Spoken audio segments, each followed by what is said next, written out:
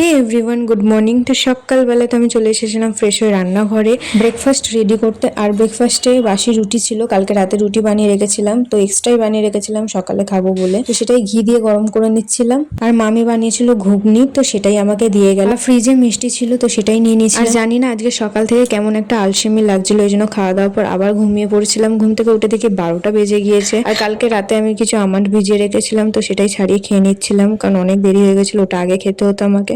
তারপর তো মা এসেছিল আমার বাড়িতে। আর এসেই মাকে আমি বললাম যে মা, তুমি আমাকে আজকে রান্না করে দাও, আজকে আমার ভালো লাগছে না। মা রান্না করছিল, আর হঠাৎ একটুখানি কাজ ছিল, তো সেজন্য বেরিয়ে পড়লো। আর হঠাৎ করে এরকম চলে যাচ্ছিল বলে আমার একদম ভালো লাগছিল না, কিন্তু কি আর করা যাবে, কাজ আছে যখন যেতে হবে।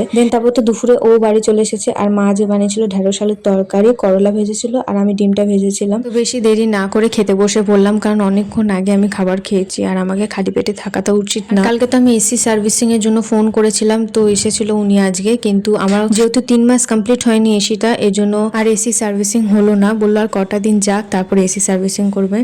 তারপর তো রাত্রেবেলায় আমি বানিয়েছিলাম মাশরুম। আসলে আমার বরে খুব খেতে ইচ্ছা হয়েছে চিলি মাশরুম, আর আমি এর আগে কোনোদিন বানাইনি। চিলি চিকেন, চিলি সয়াবিন বানিয়েছি, তো আমি সেইভাবেই বানানোর চেষ্টা করছিলাম। বুঝতে পারছিলাম না ভালো হচ্ছিল না খারাপ, তো অনেক ভয়ে ভয়েও ছিলাম, কিন্তু না, খারাপ হয়নি। যেইভাবে চিলি চিকেন আমি বানাই সেইভাবেই আমি বানিয়েছি, খেতে ভালোই হয়েছিল। তবে আমি খাইনি, আমার অবশ্য মাশরুমটা খেতে ভালো লাগে না, তাই আমি খাইনি। তো আমার রাতের বেলা ক্রেভিং হচ্ছিল পিৎজা খেতে। সুমনকে বলছিলাম, সুমন তো আমাকে কিনে দেবে না, কারণ এইসব জিনিস আমার খাওয়া ঠিক না, ও বলছিল। কিন্তু কি করবো বলো, আমার খেতে খুব ইচ্ছা করছে, তাই আমাকে আমার দাদা কিনে দিল।